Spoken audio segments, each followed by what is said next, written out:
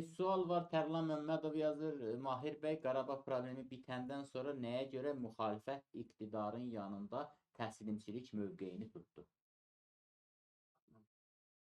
Eyni ilə səsləndirirəm. Qarabağ problemi bitəndən sonra nəyə görə müxalifət iqtidarın yanında təslimçilik mövqeyini tutdu? Biz müxalifət təslim olaq iqtidara. Biz siyasi diyalog prosesinin davam etdirilməsinin vacibliyini gördük və dedim, Qarabağ məsələsi qurtardı. Dağlıq Qarabağ məskunlaşması. Çox ciddi milli bir məsələdir. Bu yalnız iqtidarın həll edə biləcəyi və ya da iqtidarın öhdəsində qala biləcəyi bir problem deyil.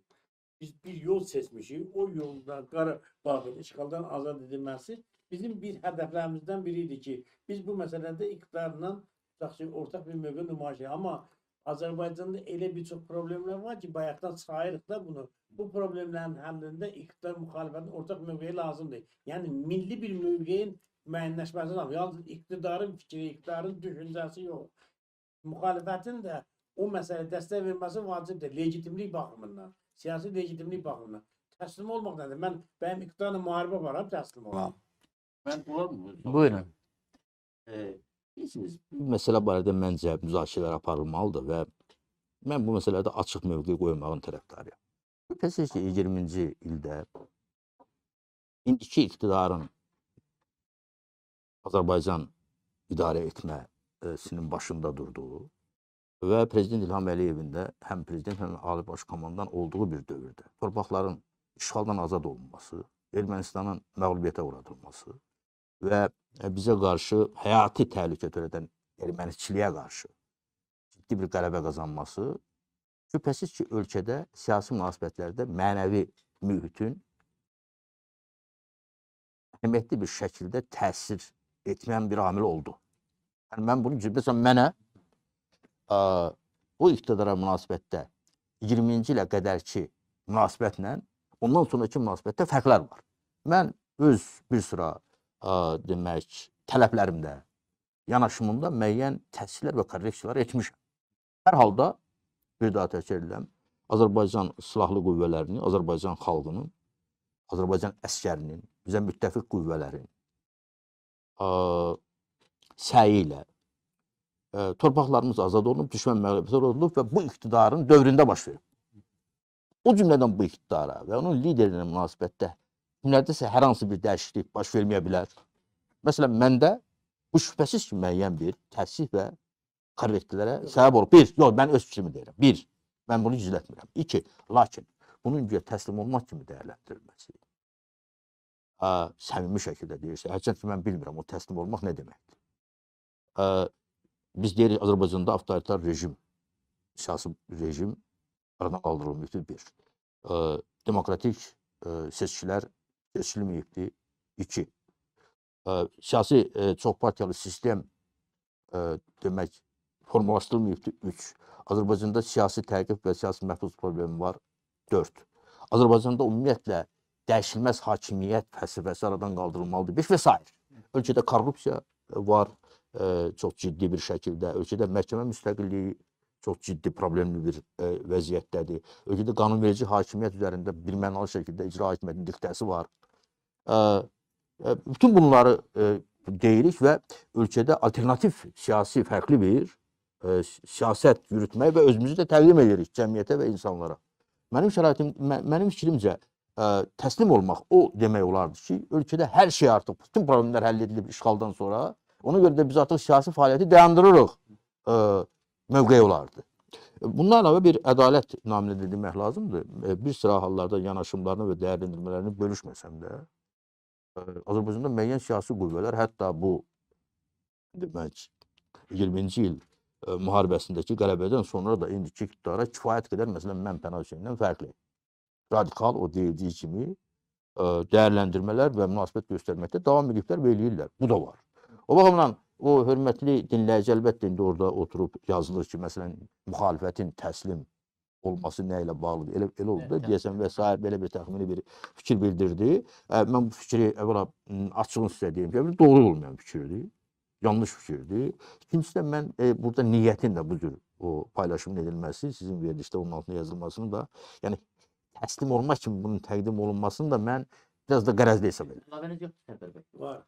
Azərbaycanda bizdən fərqli bir siyasi xətt tutan iki partiya var. Müsavat və Azərbaycan Xalq Cəbhəsi. Mən burada sual verməz, bu hörmətli sual verən adam. Amma biz təslim olmuşuq. Nə isə Tərlan Məmmədov. Tərlan Məmmədov. Hə biz müxalifət deyirik. Nə deyirsən? Yaxşı, bu iki qüvvə əvvəlcədən də elə lap Heydər Əliyev vaxtında Azərbaycan əsas siyasi qüvvələrdir, xalqın böyük dəstək verdiyi qüvvədir, parlamentdə gedib mütəmadi təmsil olunan qüvvələrdir. Nə işlə məşğuldurlar, nə edirlər, Azərbaycan siyasi mühitinə nə kimi yenilik gətirirlər və yaxud da bugün xalqın arzuladığı hansı dəyişilmələri həyata Sərdar bəy, daha tənqidi mövqe ortaya qoyurlar. Məsələn, bir cavab verirlər. Hə, nə olsun? bizim qədər tənqidi mövqe qoyurlar. Mən bilmirəm, sən bilmirəm. Mən şəxsən onlar bilirsin sözü acı şəkildə demək, sözü biraz belə deyək də, bilavasitə hər şeyi gətirib İlham Əliyevin şəxsiyyətinə, ailəsinə bağlamaq hələ odur. Bu bir. İkincisi, mən arkadaşım, radikal müxalifət olub 3 dəfə parlamentdə təmsil olunublar. Hərdən 6 nəfər, 5 nəfər. Doğru. Hə? Doğru. Bir doğru eləyiblər. Yəni Yəni qəbahət deyil radikallıqların parlamentdə. əlamətini deyir. Onda biz belə çıxır ki, ona görə bu yola gəlmişik ki, parlamentdə təmsil olunmuyor. Adam radikal olacaq ki, parlamentdə təmsil olunmuyor. Nə? Aydındır. Digər bir məsələ. Dünyada müxtəlif müxalifətçilik var. Bir də siyasi savadsızlıqdan meydana. Baxın, əlində silah götürüb müxalifətçilik eləyən qüvvələr var. Yox, Azərbaycanda yoxdur. Həşir, Başqa yerdə var. deyirəm, Hə, ümumiyyətlə, başqa. siyasi müxalifətdən Aha. danışır. İqtidarla heç bir məsələdə barışmayan siyasi müxalifət var. Revanşist siyasi müxalifət var. Konstruktiv siyasi müxalifət. Biz bir müxalifət növü tanımışıq deyən uzun müddət. Elə bilir ki, elə müxalifət ancaq belə ola bilər. İndi biz yeni bir müxalifətçi stili, yolu seçmişik. Müxalifətdə var da. Hə? Yalnız müxalifət. O heç də o iqtidarın yanında duran, o Çin Komünist Partiyasına dəstək verən. İqtidarın yanında durmaq ehtiyor. İqtidarın yanında durub Mən müxalifətəm deyənlər var. O biraz mənə də sözün doğrusu Aha, aydın. bəzən tap gəlir, amma Mən o nə demək istəyirəm? əsas onlar müəyyən eləmirlər. Hə, burada yəni müxalifətçinin özü çalarlar. Biz indi Azərbaycandakı reallığı nəzərə almışıq. Bu yolu düzgün edir. Çünki niyə? Azərbaycanda heç kəs deyə bilməz ki, Azərbaycan Demokrat Partiyası qədər bu hakimiyyətə qarşı radikal mübarizə aparmışam. Deyə bilər Pənahbək kimsə. Minlərlə miting keçirmiş. Xatırlayıram xüsusən keçən əsr. Sonu bu əsrin əvvəllərində Azərbaycanda əsas o ən nə nəticə əldə eləmişik.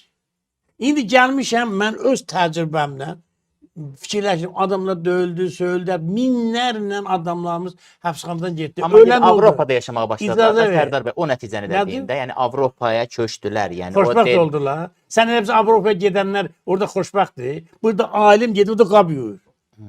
Burada Davam olan elətdirin. tutaq ki, ali təhsilli adam gedib orada maşın sürür. Sən hepsi Avropaya gedənlər elə. Davam elətdirin, buyurun. Hə. Hə, deməli, mən gördüm ki, bizim apardığımız radikal mübarizə nə Azərbaycanda proseslərin inkişafına bir xeyir, nə də xalqa bir xeyir, nə də dövlətə xeyir. İndi tutaq ki, müxalifətçinin bu formasını seçmişəm. İqtidarla konstitutiv müxalifətdə olaq, siyasi dialoq olaq, ölkənin problemlərinin həllində o effektli ki, hakimiyyətin həyata keçirməsi var. O vəzifəni birincilik verək ona, hakimiyyətə gəlmə şansımız yoxdur. Sərdar bəy, amma indi gəl etiraf. Mən özüm belə ya düşünürəm. qəbul eləyək ki, bu şəkildə də davam eləyə bilməz. bu bir tərəf O məlum. başqa Bu məlum. məsələ. Misal üçün deyək ki, Sərdar Cəlalıoğlu hələ bir Bir qədər də inşallah yaşayar, yaşasın. Bir təmənnamız budur Cənab Allahdan. Sabahlar Sərdar Cəlalıoğlu olmayanda Demokrat Partiyasının taleyi məsələsi necə olacaq? Və eləcə də digər başqa partiyalar. Yəni artıq elə bir vəziyyət gəlib çatıb ki, mən bunu qeyd eləmək lazımdır. Bu vəziyyət bu şəkildə davam edəcəksə, ölkədə çox partiyalı siyasi sistem hətta anlayışdan da, hətta imitasiyadan da çıxaraq Bax, Azərbaycanda heç Ona- bir çox partiyalı siyasi sistem olmur. Çünki niyə? Konstitusiyada çox partiyalı sistem fiks olunmur. Bu necə ola bilər? demək Antikonstitusyon bir şeydir. Yox. Çox partiyalı sistem demək. Sistem başqa şeydir. Əslində, hörmətli Sərdar bəy, məsələn, Xalq Partiyasının yeni konstitusiya hazırlanması barədə təkliflərindən biri ondan ibarətdir ki, ölkədə demokratiyanın inkişafına konstitusion əsaslarla bir imkan və şərait yaratmaq üçün çox partiyalı siyasi sistem anlayışı konstitusiyaya daxil edilsin, Azərbaycan konstitusiyası. Məsələn, bir sıra ölkələrdə, dediyim bir sıra ölkələrdə bu anlayış var. Bizdə yoxdur. Elə onun bizim problemlərdən biri odur. Anladım. Ben de onu deyirəm. Hörmətli tamaşaçılar, yayımızı bəyənin, paylaşın. Armiya Turana bu niklə bir tamaşaçı yazıb. Allah Azərbaycana Elçi bəy kimi prezident qismət eləməsin, yoxsa bu millət tez cızığından çıxıb yolunu azacaq. Azərbaycana sərt diktator prezident lazım. Və sağ olun. Çox üzr istəyirəm. Çox mənim bir qədər qədər belə Yanlış. yo əlamətlər göründü. Hətta diqqət eləyin. Elçi bəy kimi prezident qismət eləməsin deyənin arzusuna diqqət edin. İdealına. O adamlar deyirlər diktator lazımdır bir. Xalqa necə baxmasına diqqət edin. Bu xalqa Özünü də Bu xalq. hesab eləmir ha. diqqət edin. Yəni Özünü xalq Elçi bəy qəbul eləməmək, Elçi bəy kimi prezidenti qəbul edilməyin bax nəticəsi odur. Xalq da bilsin bunu və o cür fikirlərə dəstək verənlər. Fikrət Quluzadə, Rəhim Qaziyev bütün suallar təmiz cavab verib. 8 fevraldan qiyama kimi ötən 4 ay ərzində istəsəydilər surəti 100 dəfə həbs edə Ay, bilərdilər. Bu ay, pərdə arxası oyunlardan Ha, xəbər bunu verir. qurtarmaq lazım. Bu boş şeylərdir bunu yerə. Rəhim Qaziyev indi Burada yoxdur. Biz də burada danışsaq doğru olmaz çünki cavab vermək imkanı da yoxdur. Baxın. Amma bir daha Bir dəqiqə təkrar edirəm, mən heç belə şeylər sevmədim. eləmədən. Rəhim Qaziyevin bu dövrdə, o dövrdə də, indi də, dünən hətta bu Azər Freedom kanalında çıxıb o yenidən danışmağa başladı ki, sən demə Elçi bəyə qarşı dövlət çevrilişi elə Elçi bəyin öz tərəfindən edilib. Bu cür absurd cəfəng məsələləri sürürsə, o təmiz dırnaq arası sözünün, o təmiz cavab verib sözündən də bir böyük dırnaq arasına ən azı alsın o dinləyici. Tarixin düz xətli və bir variantlı inkişafı yoxdur. Sürət Şənov ölsəydi necə olacaqdı? Rövşən Cavodov sağ qalsaydı necə olacaqdı? Heydər Əliyev hakimiyyətə gəlməmişdən qabaq başına bir kəs necə olacaqdı? Elçi bəy hakimiyyətə ölsə, qardaşım, bir dənə Azərbaycan bir yol keçir. Bu deməkdir ki, Azərbaycan üçün zəruri olan bu alternativdir və salam. Boş-boş danışmaqla deyil ki, sürət ölsəydi 100 dən sürət yetişdirəcəkdilər. Mən istəyirəm ki, bu məsələdə sizlə Pənah bəyin mövqeyi İlham bir-birinə Əfəz Elçi bəyin hakimiyyətini davam etdirməsinə imkan verməməkdirsə, Sürət Şənov kimdir? Sürətdən güclü adam yoxdur Azərbaycanda. Sürətdən 100 dən güclü adam var. bu məsələ doğrudan da Mən dediyi kimi bir mövqe məsələsidir. Amma hətta bizdə bir qədəriyyə siz bu son dövrdə bu teoloji dini o cümlədən məsələlərlə ciddi bir fəlsəfəsi ilə də məşğul olursunuz. Ona görə bir qədəriyyə cəbriyyə adlanan bir indi də var. Var. amma diqqət edin. Deyirlər ki, hər şey Allah tərəfindən insan doğulmamışdan əvvəl özdə bunu da əsaslandırırlar da müəyyən hətta ayələrə istinad eləyərək və s. var. Amma istənilən hadisədə Cənab Allah xalqlar və insanlar qarşısında bir alternativ seçmək azadlığını da qoyubdur. Bu, həmin insanın özünün əməlindən və dərindən asılı. Ona görə də bilmənalı şəkildə mütləq belə olacaq demək yanlışdır. Mənim fikrimcə. Mənim fikrimcə yox, daha doğrusu mən o mövqeyin tərəfdarıyam. Allah Teala deyir ki, mən gələcəyi də keçmişdə görürəm. Allah Teala gələcəyi görüb əgər onu yazıbsa o demək deyil ki, o hadisələr Allah Teala zərurətə görə İnsanın faylı muxtarı həm də bu proseslərdə var.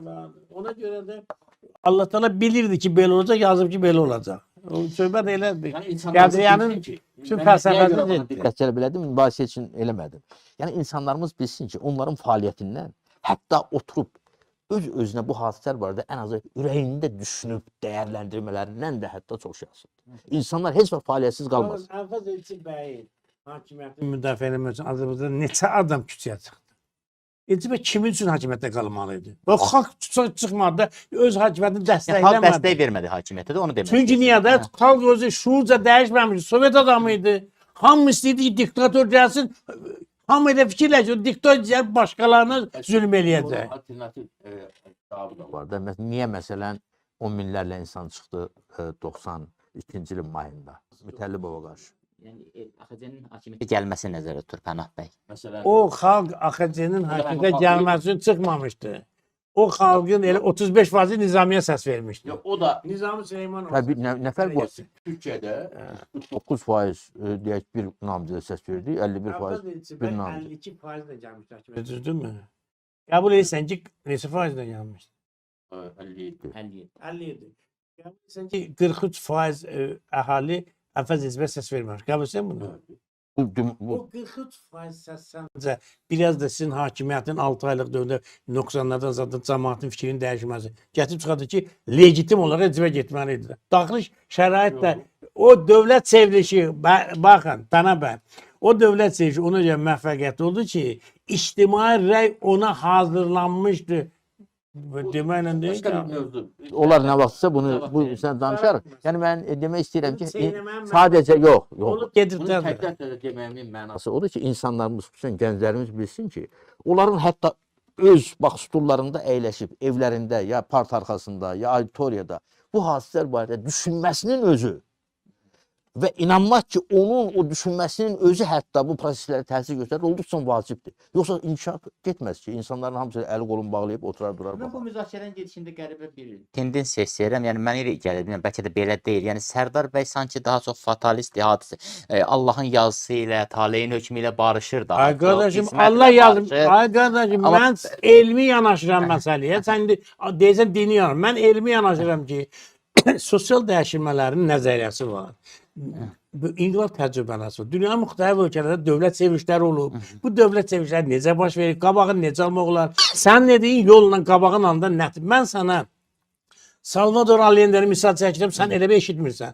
Qamsaqur deyən misal çəkirəm, elə bir eşitdir ki, gəlib Eşidirəm, amma Pənah Hüseyn də deyir ki, mən Eynilə Pənah Hüseyn nümunəsi Salvador məsələn Allende yaratmaq kimi istəyirəm. əlinə silah götürər. İnsanlarımız bilsin ki, onlardan çox Şiasıldır. Hər şiasıl deyil, lan çox şiasıl. Neçə dəfə Pakistanda hərbi çevriliş olub? saymamışam ama xeyli. Xeyr. Neçə dəfə Türkiyədə hərbi çevriliş olub? Ha, Niyə o, qabağını ala bilməyiblər?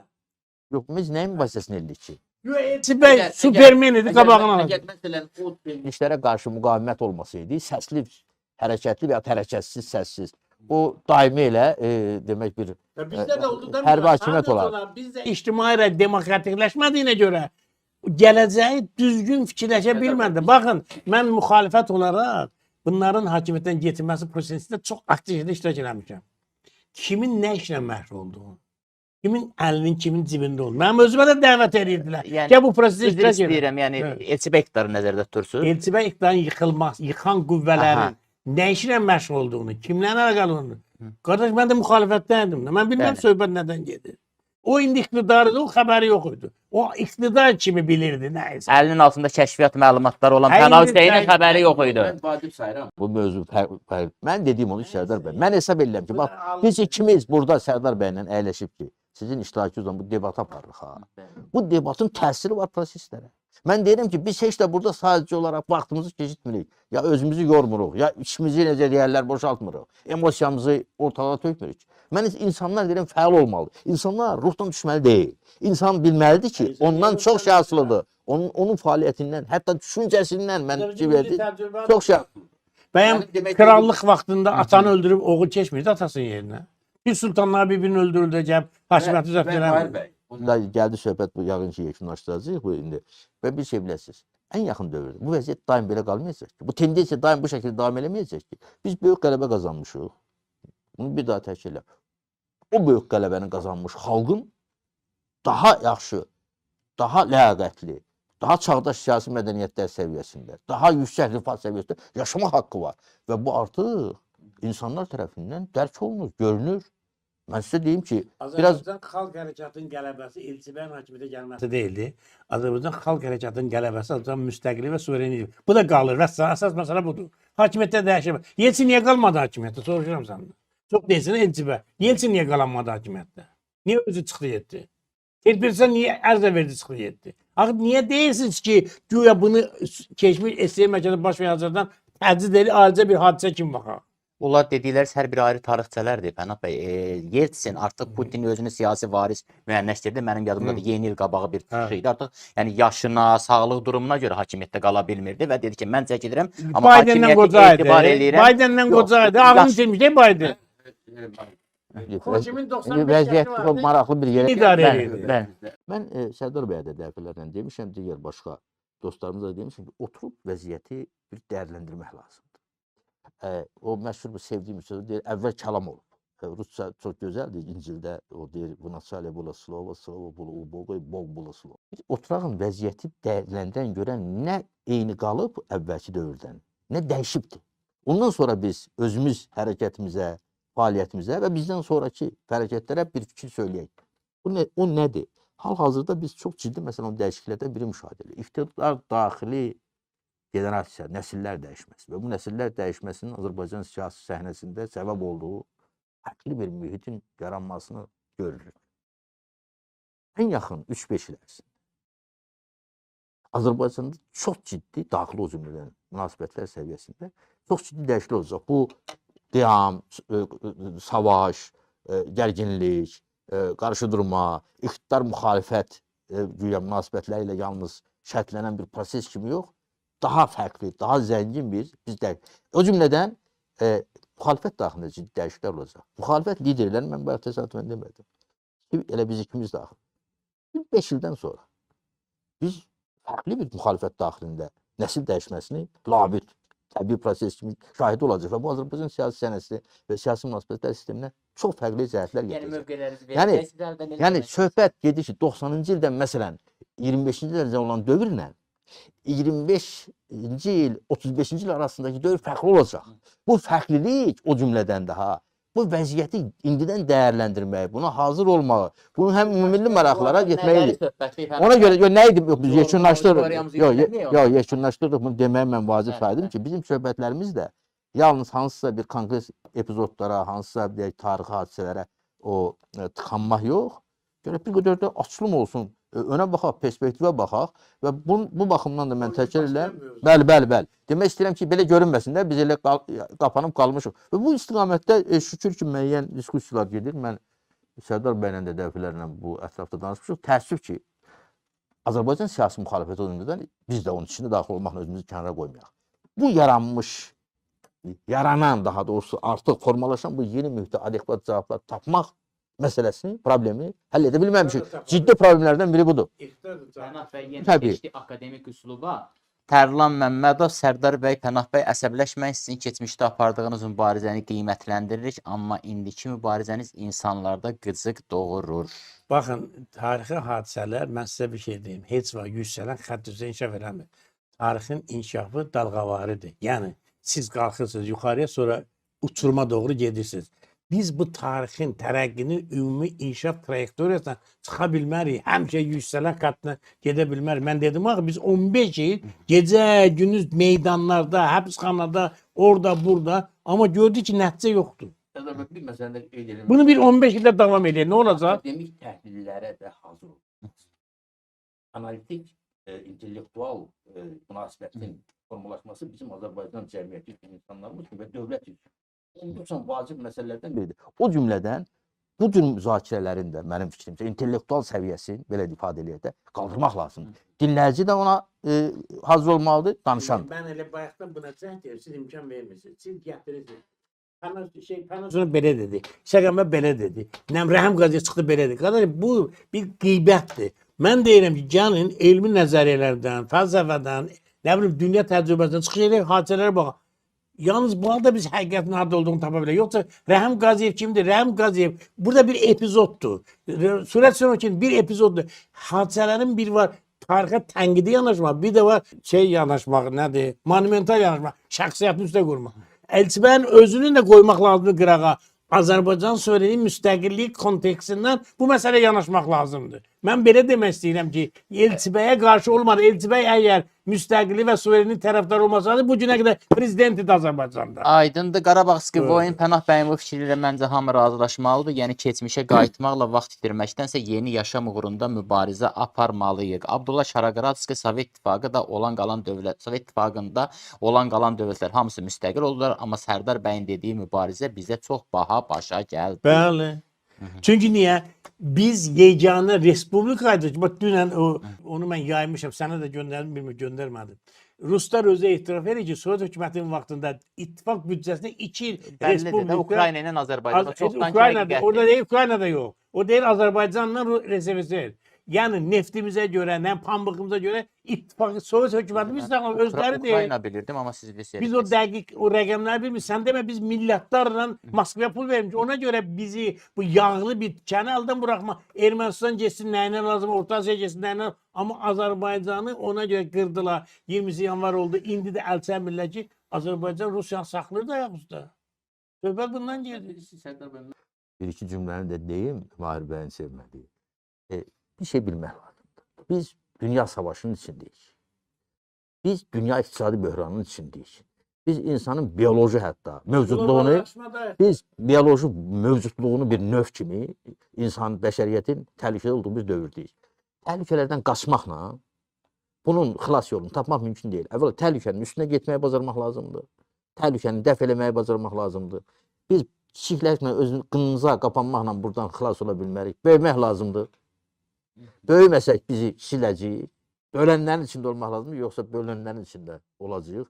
Bizim millətin, bütün başımıza gəlmiş hadisələrə baxmayaraq, bizim millətin, bizim dövlətin belə bir imkanı və potensialı var və o hər bir fərddən, bax, dağda yaşayandan tutmuş, prezident vəzifəsində oturana qədər hər birinin fəaliyyətindən asılıdır. Birinci onluqda əlimizin sayı. Ona görə də belə Millətin sayına görə. İnşallah. 60-70 milyonluq bir xalq.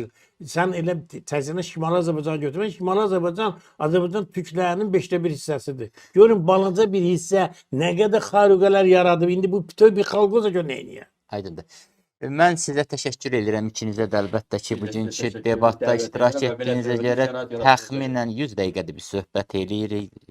Adətən prezidentlərin 100 günü deyirlər, ancaq bizim debatımızın 100 dəqiqəsi tamam olur.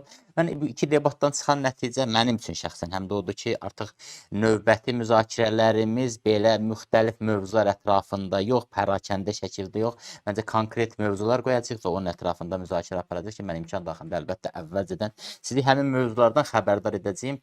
Əksinə etməki bizim üçün də sürpriz olur. Amma mövzu, yəni Məktəbdə məhdudiyyəti uşaq olacaq. dərs Belə alacaq demək mümkünsə deməli. dağınıq, pərakəndə bir müzakirə olmayacaq. Zaten. Ümid edirəm növbəti müzakirəmizdə. Bir daha təşəkkür edirəm. Çox sağ olun. Sağ olun. Əziyyət çəkdiniz.